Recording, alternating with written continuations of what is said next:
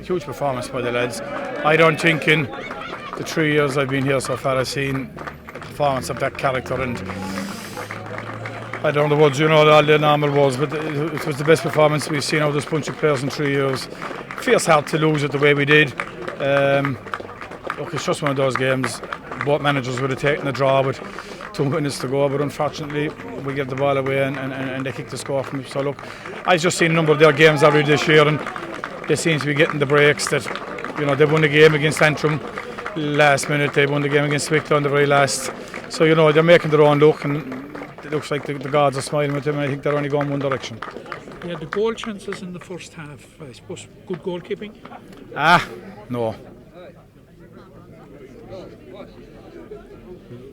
Just bad decision making? Bad execution.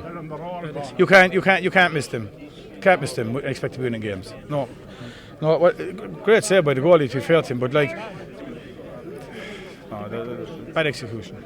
You talked at the start of the league, Billy, about Limerick being in a group within the division, and you named Wicklow, Waterford and London and ourselves. This was the first chance to benchmark Limerick against the top teams in the group. It was, and I think, look, if we compare to the performance last year against Leitrim in that year, we certainly jumped a lot of hurdles, and we've certainly moved on up, and the lads are look, the experience they had last year, look, it's very hard to try and explain it to people. It's massive what they had to undergo last year when the season leaders of the panel had gone, and fellas had to try and fill that void and not know what that entailed or what to do. So while they're trying to win football matches, they're trying to learn that as well, and I think you can see today that they have learned that.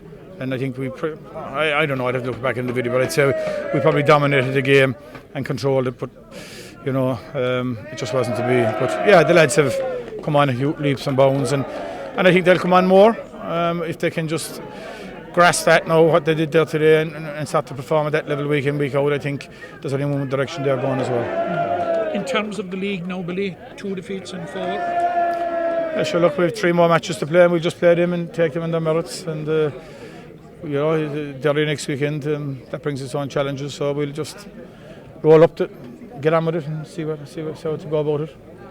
The last few minutes, the last 10 minutes when the game was up, it was there for the time for both sides. Were you happy with Limerick? Actually seemed to be hungrier for the result than Leitrim? I was, yeah. We were going at it.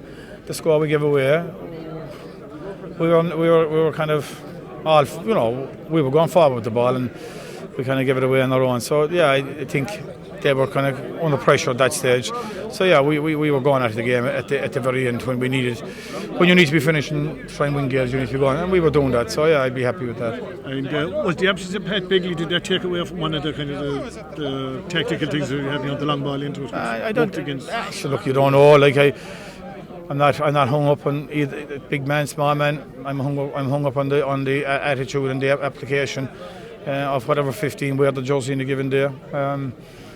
Patrick gives you options, but I think it's read too much into these things. Roll up the town with your 15 you have, believe in them and get on with it. Billy, Leitrim came at you early in the second half and appeared to be on a roll, and the winning team in a roll. But you were able to readjust things and showed both the character and the football to get yourselves back into the game again after maybe 15 minutes, I think, before you scored in that second half.